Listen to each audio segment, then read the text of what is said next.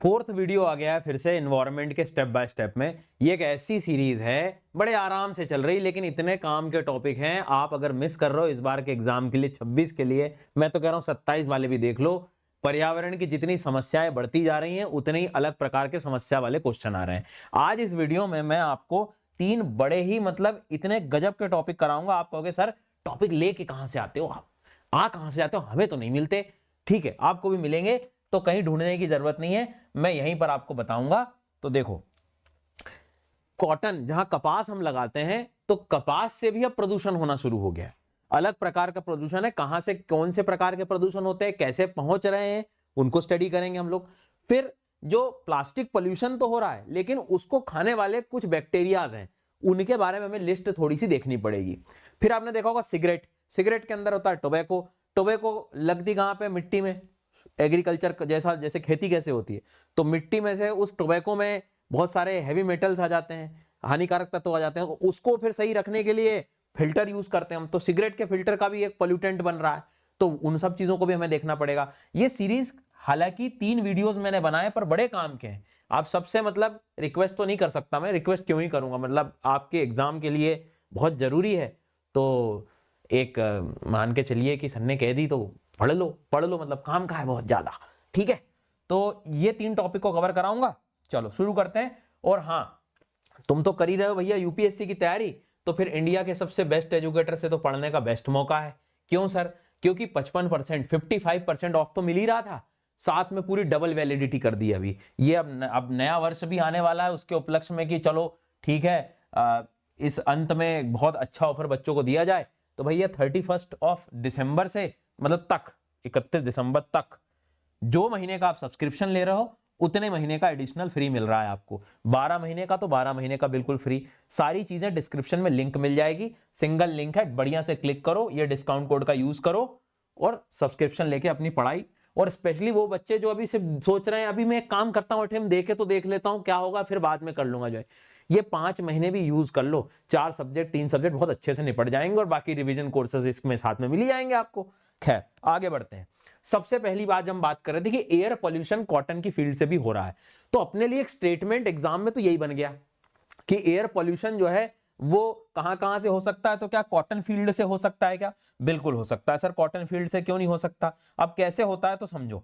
Actual में cotton का एक बड़ा इंटरेस्टिंग पॉइंट मैं आपको बताता हूं कि कहने के लिए भले ही 5% के नाम के आसपास 10%, 5 से 10 के बीच में खेती हो रही है, लेकिन वो पेस्टिसाइड जो है, जो कीटनाशक दवाइयां हैं, वो बहुत इस्तेमाल हो रही है, उसमें आधे से ज्यादा वहीं यूज होती है। तो अब वो जो पेस्टिसाइड उसमें जो यूज हो रहा है, अब वो नदी पानी के द्वारा और फिर हवाओं के द्वारा, ठीक है, अलग अलग स्रोतों के द्वारा हमारे एनवायरनमेंट में पहुंच रहा है। तो यहां पे एक क्वेश्चन तो अपने को जो याद रखना है कि क्या कॉटन से भी रिस्क है एनवायरनमेंट में प्रदूषण के लिए? तो हाँ बिल्कुल, ये मान के चलो कि जो पेस्टिसाइड्स होते हैं, जो इंसेक्टिसाइड्स होते हैं, उनके थ्रू ये चीज चली जाती है। ठीक है, उसके बाद में जैसे मान लीजिए फॉर एग्जांपल हेल्थ इंपैक्ट को लेकर बात करें तो बड़े कॉमन जो हेल्थ इंपैक्ट अक्सर हम लोग पढ़ते रहते हैं, ये तो मैंने आपकी समरी के लिए बनाया, आप समझना चाहो यहां से भी देख सकते हो। तो उसकी जो पहली स्लाइड मैंने रखी है उसमें बड़ी काम की है। सबसे पहली चीज की एक टर्म है पेस्टिसाइड ड्रिफ्ट, है ना, हिंदी में भी लिख दिया है मैंने कि भाई कीटनाशक का रिसाव क्या है। तो ड्रिफ्ट मतलब समझ रहे हो, एक स्थान से दूसरे स्थान पे जाना। तो पेस्टिसाइड एक स्थान से दूसरे स्थान पर मतलब टारगेट फील्ड से लगा के आगे चला जाता है, मतलब फील्ड से लगा के अलग अलग जगहों पे चला जाता है, हवाओं के द्वारा, बारिश के द्वारा, ये सारी चीजें। फिर ये प्रदूषण भी कर देता है, और स्पेशली गांव के क्षेत्रों में प्रदूषण देखा जा रहा है। इनमें से ज्यादातर जो रिलीज होता हुआ दिखाई दे रहा है इंसेक्टिसाइड करके एक ये है। तो इसमें ये वर्ड अच्छे से पढ़ लेना कि पायरोथ्रॉइड्स क्या होते हैं और ऑर्गेनोफॉस्फेट्स क्या होते हैं, ये क्या रिलीज हो सकते हैं क्या? जी हाँ, ये रिलीज होते हैं, प्लीज नोट डाउन करें इसे। ये वाइडली एज ए इंसेक्टिसाइड्स हैं। कई बार एग्जाम में आता है ये क्या है, तो हमने कुछ और लिखा है कि जो है ये एक अलग प्रकार का कुछ जो है तत्व है जो यहां पाया जाता है, ये इंसेक्टिसाइड में यूज कर रहे हैं। ठीक है, तो हमने देखा कि कपास के खेतों में चीज मिल जा रही है, यहां से क्या निकल रहा है, ये चीजें भी मैंने आपको जो है अच्छे से समझा दी। अब मैं, कितनी इंटरेस्टिंग बात है, कॉटन क्यों रिस्क पे, देखो 5% ऑफ फार्मलैंड है, लेकिन लगभग 50% सारे पेस्टिसाइड जो है वो यही कंज्यूम कर रहा होता है। ठीक है, हालांकि जो बायोटेक्नोलॉजी की मदद से हमने बीटी कॉटन वगैरह बनाया था, उन्होंने स्प्रेइंग वगैरह रिलीज करी, लेकिन क्या हुआ, धीरे धीरे वो उसमें भी पेस्ट रेजिस्टेंस बढ़ता गया और फिर जो है एक समय के बाद स्प्रे और बढ़ गए उसमें। मतलब वो तो लालच वाला पार्ट है कि जितना ज्यादा उसको समय के हिसाब से और रेजिस्ट होगा तो और हम प्रोवाइड करेंगे, फिर वो रेजिस्ट कर जाएगा, फिर जो है हम और दवाइयां छिड़काव करेंगे। तो जिसमें पंजाब वगैरह का एरिया, नॉर्थ पंजाब हरियाणा हो गया, विदर्भ वाले जो एरिया हो गए, इनमें बहुत ज्यादा ये देखो ये दो चीजें आपको देखने को मिल रही है, डायरेक्ट एग्जाम में आ जाएगा, ध्यान रखना, ठीक है। तो इसके नुकसान वगैरह तो मैंने तुमको सब बता दिए, neurological damage, respiratory issues, development effect जो है इन्फेंट्स में।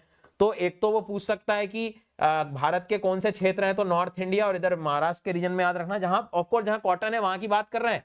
और उसमें जो है दो तीन बातें याद रखना कि वो अलग अलग तत्वों में जा सकता है, अलग अलग जगह पे ड्रिफ्ट हो रहा है, और ऑर्गेनोफॉस्फेट्स और जो पायरेथ्रॉइड्स वगैरह हैं इनके बारे में भी अपने को याद रखना है। मतलब मैं आपको ये समझाना चाहता हूं, एक चीज और है, रेगुलेटरी इश्यूज की कोई सरकार ध्यान नहीं दे रही क्या? हालांकि अपने पास एक इंसेक्टिसाइड्स एक्ट है 1968 का, वो क्या बता रहा है, वो कह रहा है कि आप उसकी हैंडलिंग ठीक से करो, उसका रजिस्ट्रेशन होना चाहिए, ठीक से उस पर ध्यान देना चाहिए। लेकिन ग्राउंड लेवल पे जब ये चीजें इस तरह की आती है कि पोल्यूशन वगैरह पे चीजें पहुंच गई, तो वहां कोई ध्यान नहीं दे रहा। मतलब ये हैंडलिंग को, रजिस्ट्रेशन का, उस पर ध्यान रखने की बात कर रहा है, बट तुम सोचो कि एलिमिनेट कर दो, उस पर ध्यान दे लो, ज्यादा कुछ नहीं हो पा रहा, ठीक है। तो इस तरह से आप ये आराम से इसको आराम से पढ़ना, कहां कहां मिल रहे हैं वो बता दिया मैंने, कहां से जाता है, ड्रिफ्ट क्या होता है, उसके बाद में क्या नुकसान है, तो ये आपको मिल जाएगा, ठीक है। और ये याद रखना, ये स्पेशली मैंने लिख दिया है आपको इसमें तत्व जो बताया, और एज इट इज हिंदी में मिल जाएगा बेटा अपने को। ये क्वेश्चन करके देखो आप आराम से। वो ये कह रहा है कि जो है नॉर्मली अगर हम बात करें इसमें,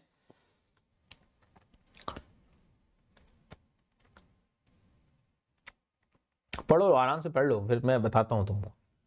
हाँ, फिर बस इसके बाद अगला टॉपिक आएगा अपना। देखो इसमें कितना बहुत मतलब बेसिक चीज है यहाँ पे। देखो अभी मैं वही समझा रहा था आपको कि जो इंसेक्टिसाइड एक्ट है वो मैंडेट करता है क्या, कंटिन्यूअस एम्बिएंट एयर मॉनिटरिंग। मतलब ये जो एक्ट बनाया गया है वो बता रहा है कि आपको एयर क्वालिटी चेक करनी है, एयर कितनी प्रदूषित हो गई, ऐसा कुछ प्रावधान नहीं। अभी अपन ने देखा सेफ हैंडलिंग वगैरह, तो ये तो हो गया गलत।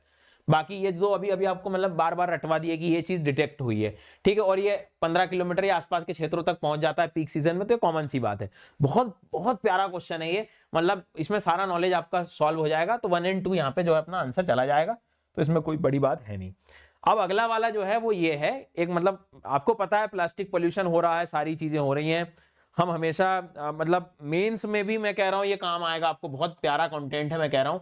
मतलब हमेशा हम प्लास्टिक पोल्यूशन को लेकर समस्याएं गिनाते हैं, फिर सॉल्यूशन में हम यही कहते हैं कि भैया हमें ये करना चाहिए वो करना चाहिए। लेकिन आजकल कुछ डिग्रेडिंग माइक्रोब्स भी आ गए हैं, मतलब प्लास्टिक को डिग्रेड करने वाले माइक्रोब्स कह सकते हो आप। तो अपने से डायरेक्ट मतलब एक तरह से कह सकते हो कि प्लास्टिक को विघटित करने वाले प्रमुख कुछ सूक्ष्म जीवी है। मैं बस आपसे इतना ही रिकमेंड करूंगा अपनी एग्जाम पॉइंट ऑफ व्यू से अगर मैं बात करूं, तो 2-3 बार इन नाम को आप बस अच्छे से पढ़ लेना बेटा, है ना। मतलब क्या है कि इतना समझ में आ जाए कि जैसे अभी आपने ऑर्गेनोफॉस्फेट्स वगैरह जो पढ़ा है कि पता है वो इंसेक्टिसाइड पेस्टिसाइड यूज कर रहे हैं हम कॉटन फील्ड में, ठीक है। तो वैसे ही ये याद रखना कि ये क्या है, तो ये प्लास्टिक डिग्रेडिंग माइक्रोब्स हैं, ये प्लास्टिक्स को खा सकते हैं, खत्म कर सकते हैं। तो जिसमें इडियोनेला सेकेनिस जो है ये ब्रेक डाउन करता है आपका स्पेशली पीईटी को, मतलब पॉलीथिलीन टेट्राफेलेट को, ठीक है। तो ये एक बढ़िया ये नाम आ सकता है। गोर्डोनिया करके जो है ये माइक्रोब जो है पॉलीप्रोपिलीन को जो है खत्म कर सकता है। फिर आर्थ्रोबैक्टर जो होता है वो पॉलिस्ट्रीन को, सॉइल के अंदर पॉलिस्ट्रीन वगैरह पार्ट को खत्म करता है। वैक्स वॉर्म गट माइक्रोब्स जो है ये कई बार आप देखोगे तो पॉलीथिलीन को। तो ये वाला पोर्शन प्लीज प्लीज आप लिख लो, 1-2 बार बना लो, मैच द कॉलम में परेशान कर सकता। और मैं तो कह रहा हूं नहीं भी आया प्रीलिम्स में, मेंस में बहुत बढ़िया इलाज, मतलब आप आंसर लिख सकते हो ना कि भाई प्लास्टिक पोल्यूशन को कैसे कम किया जा सकता है, इन चीजों को प्रमोट करके, इनको बेहतर करके, ठीक है, इन पर ध्यान देके, इन पर रिसर्च बढ़ा के। तो इन चीजों को जो है थोड़ा सा ध्यान रखना। तो ये नाम अच्छे से याद रखना। तो जो आइडिनोलेरा और ये सकेनिस वगैरह जो है वो क्या कर रहा है, पीईटी को काम कर रहा है। गार्डोनिया जो है पॉलीप्रोपिलीन वगैरह जो बताया मैंने आपको। तो ये अलग अलग तरीके के जो है इस तरह से याद रखना। अब जैसे मान लो एक रैंडम अपने पास एक क्वेश्चन आ जाए कि भाई ये आइडियोनेला सकेनिस जो है रिसेंटली डिस्कस किया गया है प्लास्टिक पोल्यूशन को लेकर, ये किस चीज को डिग्रेड कर सकता है, मतलब एकदम स्पेसिफिक। ऐसे तो वो कुछ ना कुछ और रिसर्च करोगे तो कहीं ना कहीं का तो एक आध सब में निकाल देगा, लेकिन इसमें मेनली अगर वो बोल दे इनमें से ज्यादातर, तो हमने अभी देखा। तो इस तरह का एक क्वेश्चन आ सकता है, भले ये पैटर्न पे ना आए तो डायरेक्ट नाम आ जाए कि ये क्या है, ठीक है, नाम आ जाए भाई, ये नाम आ जाए कि गॉर्डोनिया ये रिसेंटली न्यूज में है तो ये क्या है। तो ध्यान रखना कि ये प्लास्टिक्स से संबंधित है, माइक्रोब्स हैं जो डिग्रेड कर सकते हैं। तीसरा टॉपिक है अपना इसमें कि सिगरेट के फिल्टर्स को लेकर बात कर रहा है वो, है ना। अब नेग्लेक्टेड पॉल्यूटेंट, अब जैसे आप समझ लो ये सिगरेट है मान लीजिए, तो उसका मान लो फिल्टर है, तो वो इसको लेके बात कर रहा है। तो यहाँ पे 2-3 बातें निकल के आती हैं। आपके थोड़े मैं बेस पहले ठीक कर दूं।